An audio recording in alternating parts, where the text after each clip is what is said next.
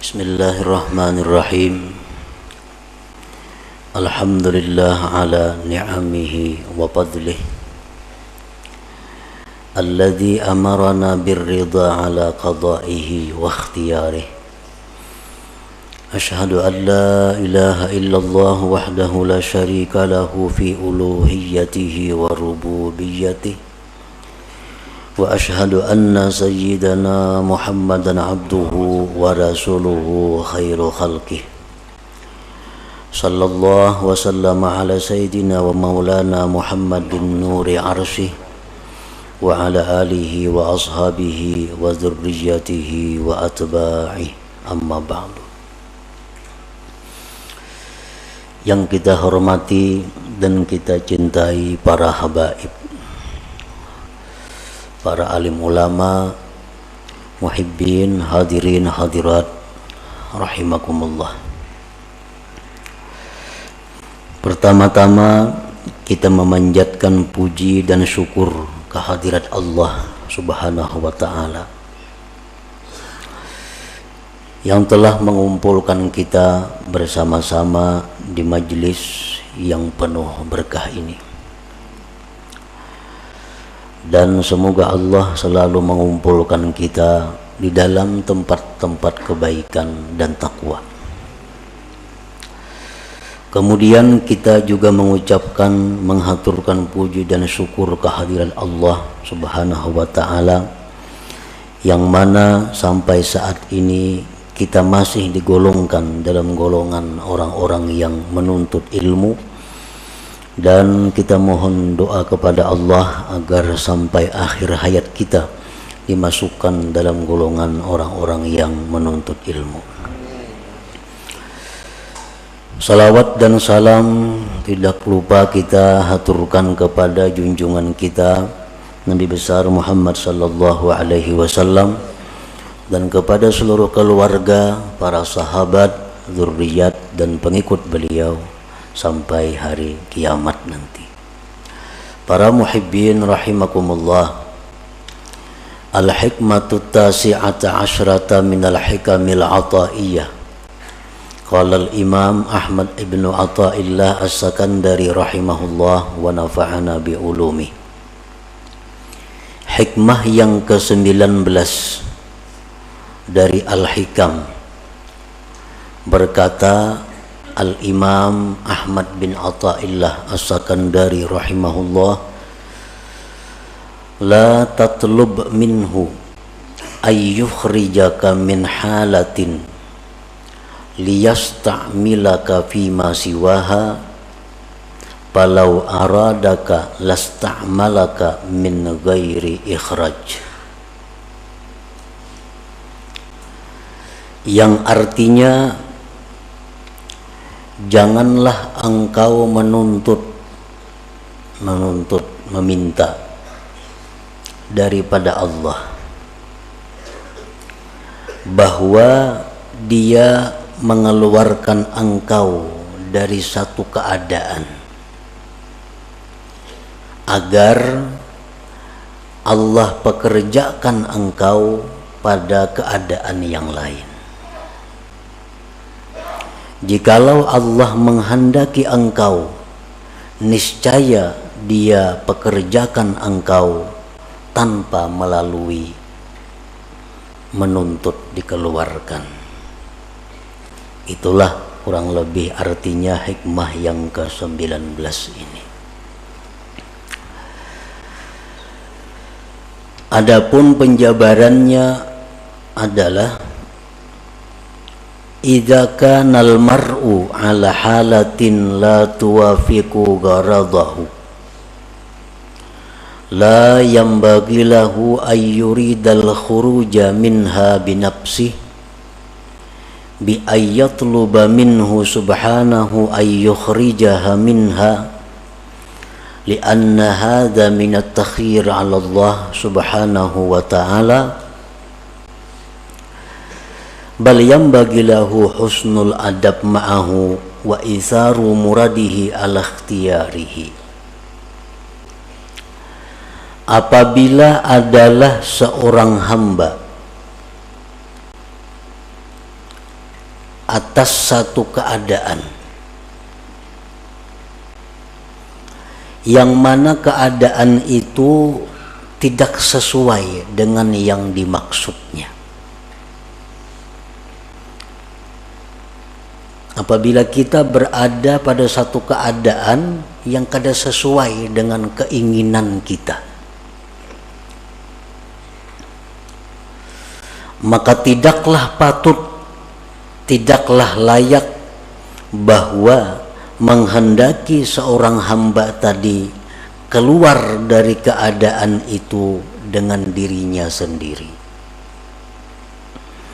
dengan bahwa dia menuntut dari Allah bahwa Allah mengeluarkannya dari keadaan itu, karena ini merupakan dikti atas Allah Subhanahu wa ta'ala. Bahkan sayogianya semestinya bagi dia berbaik adab beserta Allah dan mengutamakan apa yang dikehendaki Allah atas pilihannya itu sendiri.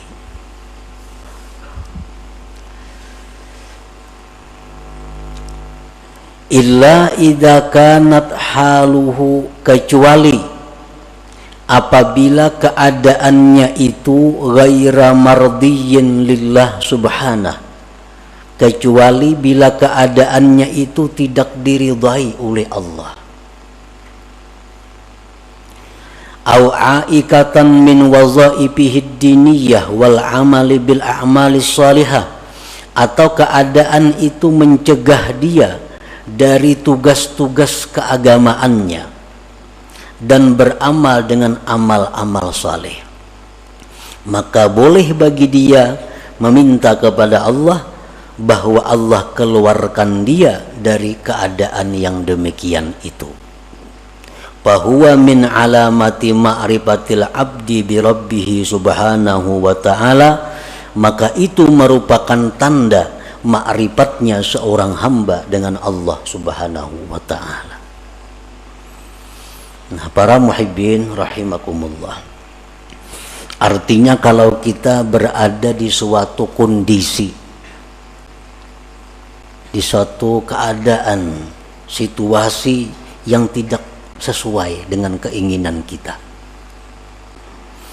maka janganlah kita minta kepada Allah bahwa dipindah dari kondisi keadaan itu kepada keadaan lain.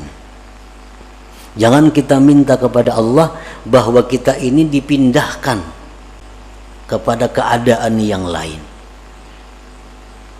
karena itu namanya adalah mendikti atas Allah. Hendaknya kita menerima keadaan itu dan berbaik adab beserta Allah, dan inilah merupakan pilihan Allah yang dia utamakan daripada pilihannya sendiri. Kecuali bila mana keadaan yang dia alami saat itu keadaan yang tidak diridhai Allah,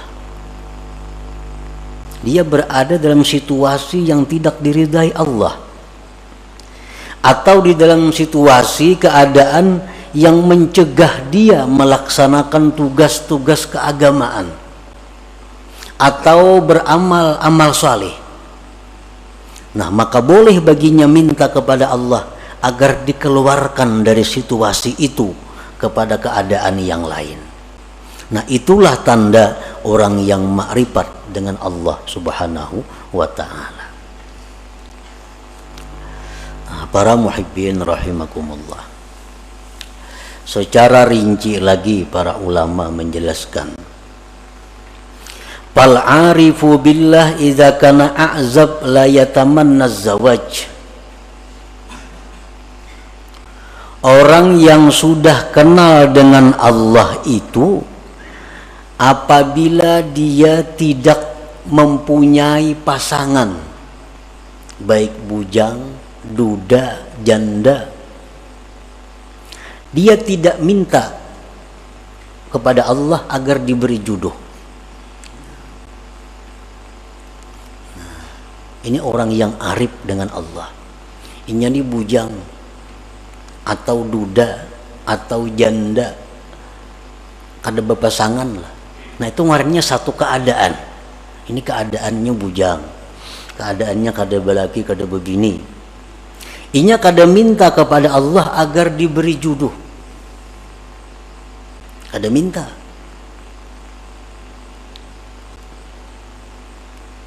Bahkan dia kelola itu keadaan dengan adab yang baik beserta Allah Subhanahu wa ta'ala.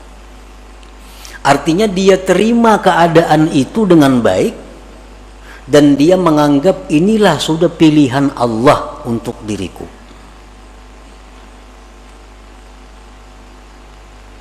Nah, kecuali keadaan itu, keadaan membujang atau kada berpasangan tadi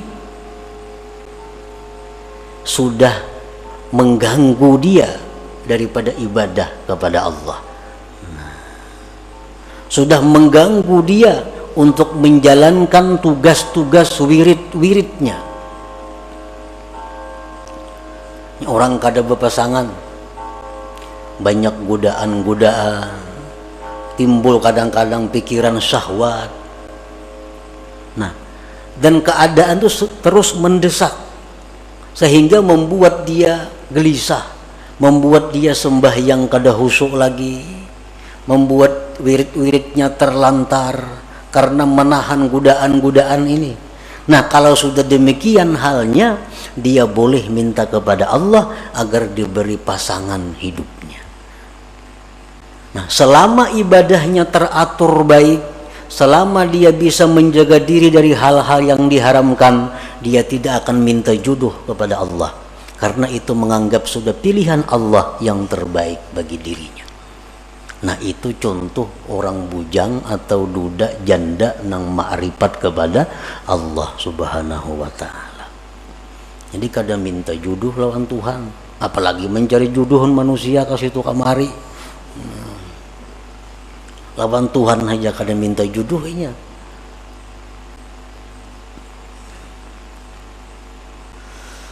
Wa idza kana faqiran la yatamanna al-ghina. Apabila dia dalam keadaan fakir. Nah, ini orang yang arif dengan Allah. Dia fakir. Dia kada akan minta kepada Allah kekayaan. Dia terima kefakiran itu dengan ridha. Dan dia anggap inilah pilihan Allah untukku yang terbaik, aku menjadi orang fakir.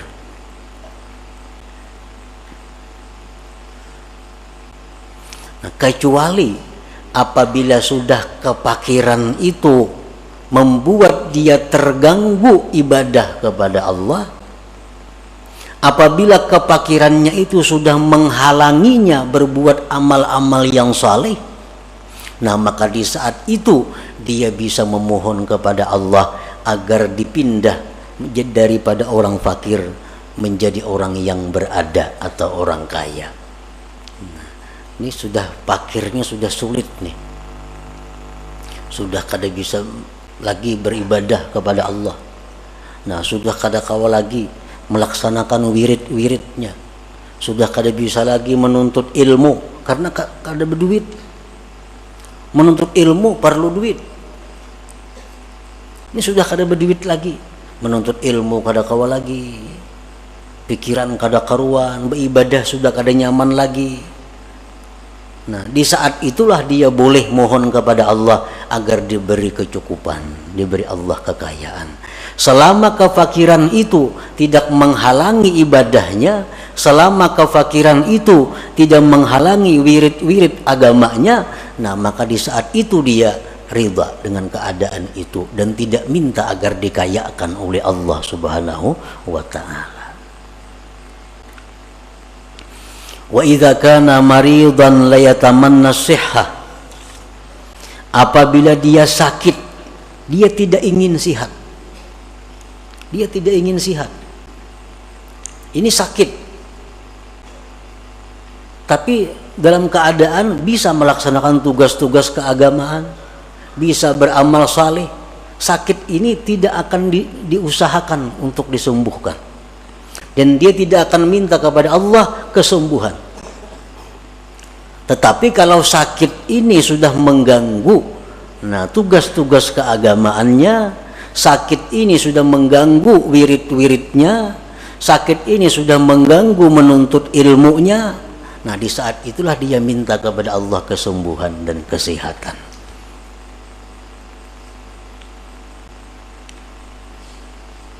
Nah demikian antara lain contoh-contohnya. Kalau kita dalam keadaan dan keadaan itu tidak kita senangi, keadaan itu tidak kita ingini, maka diamlah kita pada keadaan itu, ridhalah pada keadaan itu, jangan minta keadaan lain kepada Allah. Kalau kita masih bisa beribadah kepada Allah, kalau kita masih bisa melaksanakan tugas-tugas keagamaan kita, nah, itulah tandanya orang yang ma'rifat dengan Allah Subhanahu wa ta'ala.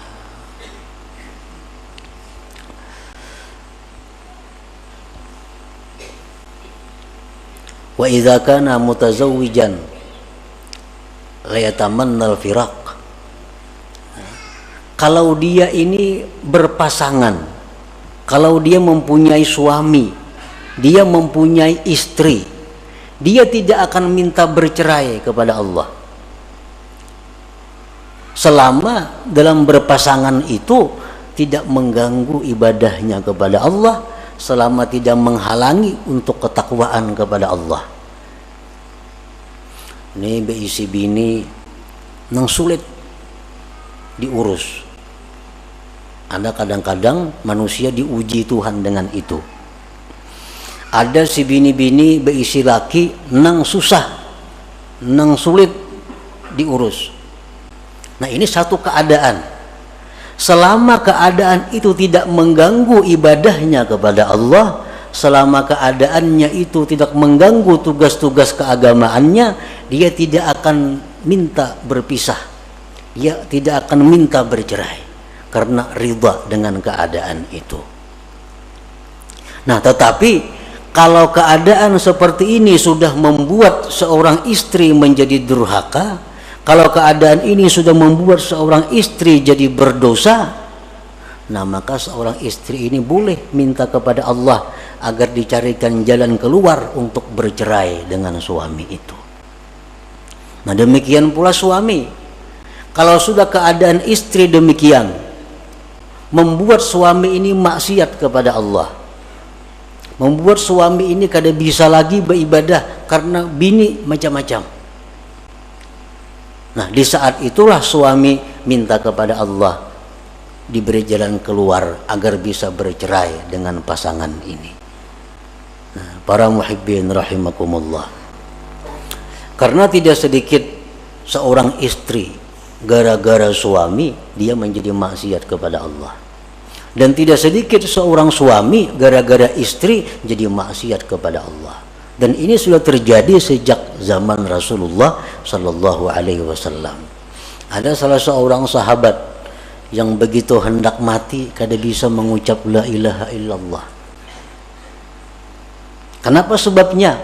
Oh ternyata si sahabat Nabi ini seringkali menyakiti hati ibunya gara-gara mengutamakan istrinya. Nah ini istri yang membawa maksiat kepada Allah.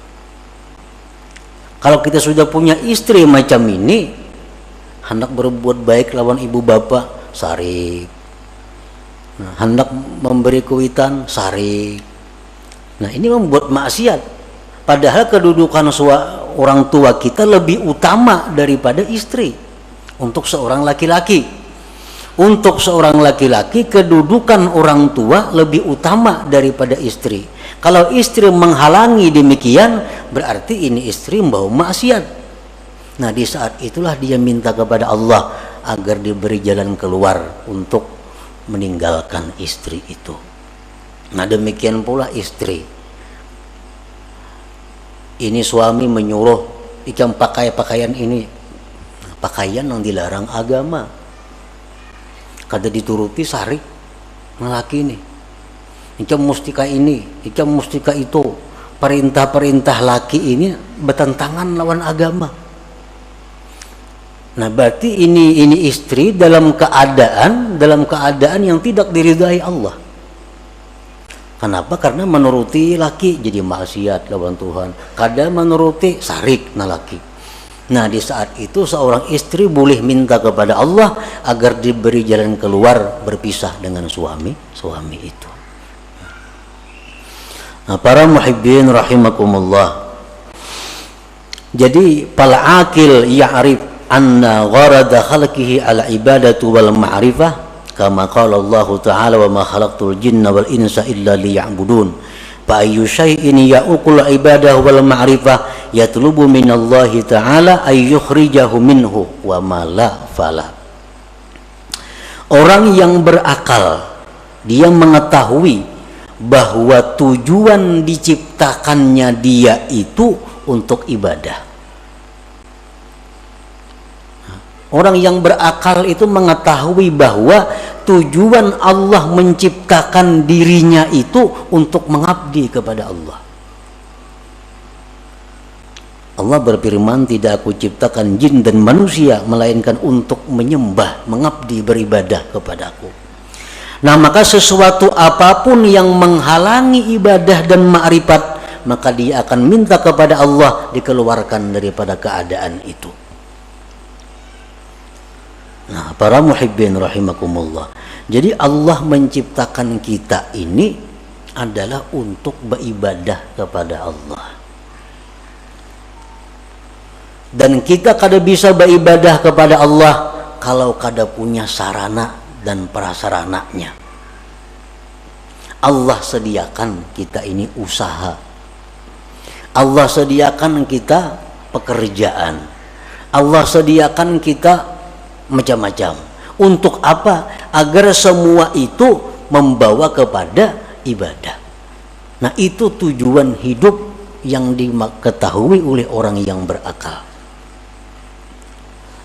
Lalu apapun pekerjaan, apapun keadaan yang menghalangi tujuannya itu ibadah, dia akan mundur dari keadaan itu dan berpindah kepada keadaan yang lain.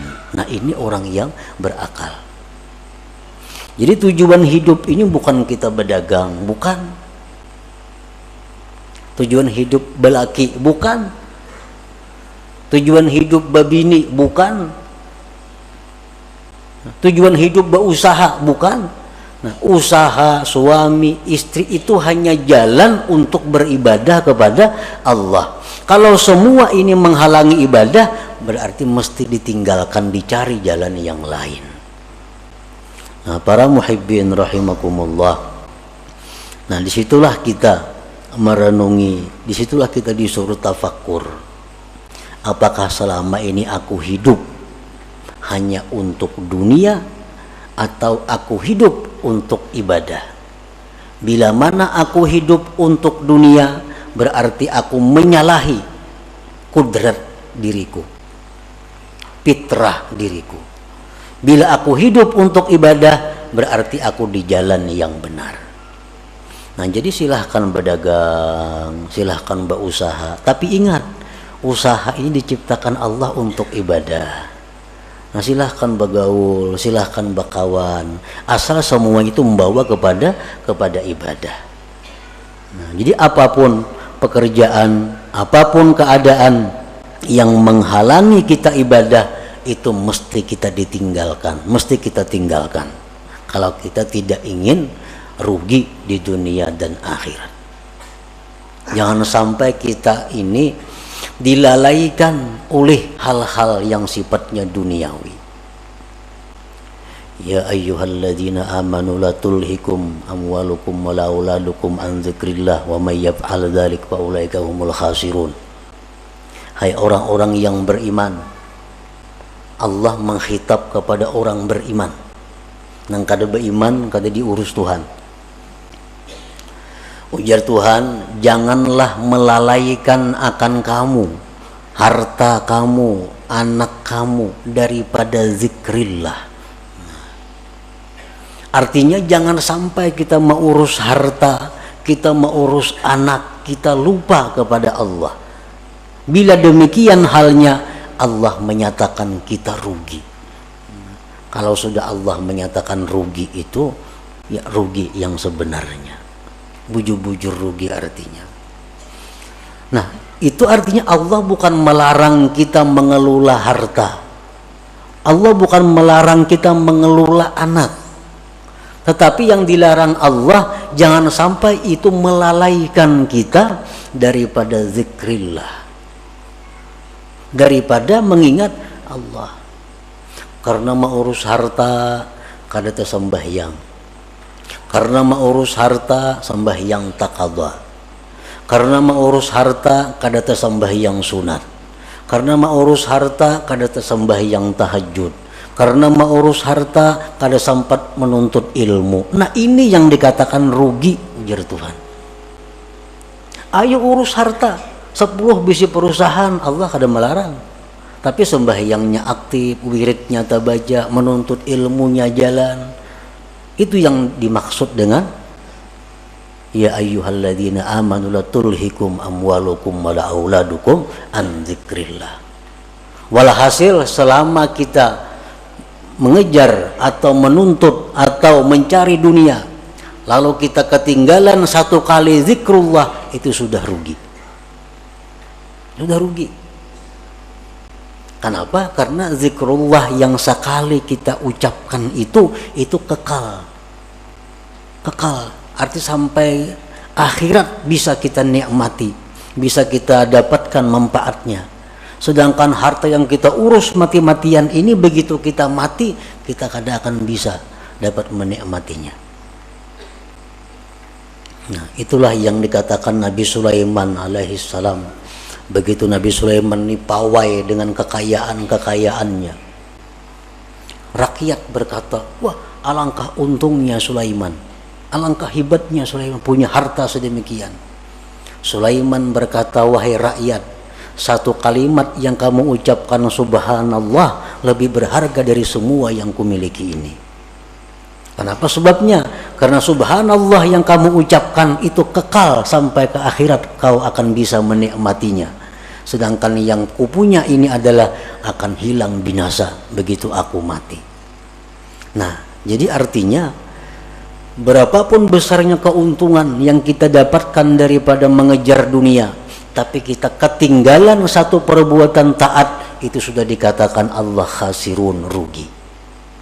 Karena apa? Karena tujuan manusia dicipta untuk taat, bukan untuk mengejar atau mengumpulkan hal-hal yang sifatnya duniawi itu. Nah, para muhibbin rahimakumullah, itulah sebagian dari apa yang dimaksud dalam hikmah yang ke-19 ini. Mudah-mudahan Allah Subhanahu wa taala memberikan taufik hidayah kepada kita sehingga kita bisa mampu mengamalkan apa-apa ilmu yang diberikan oleh Allah kepada kita. Ila hadratin Nabi sallallahu alaihi wasallam, al-Fatihah.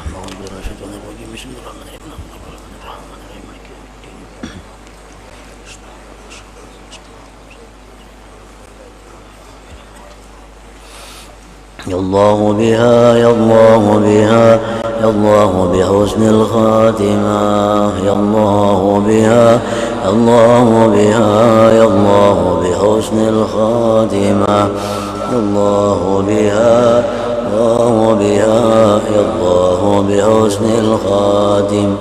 فيا أيها الرجل منه شفاعة صلوا عليه وسلموا تسليما اللهم صل